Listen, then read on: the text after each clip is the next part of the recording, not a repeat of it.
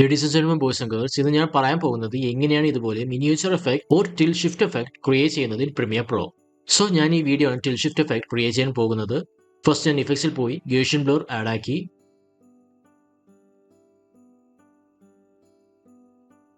Under effect controls ബ്ലറിനെസ് 25 ആക്കി. എന്നിട്ട് ഞാൻ ഈ റെക്ടാങ്കിൾ മാസ്ക് സെലക്ട് ചെയ്തു. ഇൻവേർട്ടഡ് ചെക്ക് ചെയ്യുക. എന്നിട്ട് എവിടെയാണോ മിനിയേച്ചർ എഫക്ട് ക്രിയേറ്റ് ചെയ്യേണ്ടത് അവിടെ ഇതുപോലൊരു മാസ്ക് ക്രിയേറ്റ് ചെയ്യുക.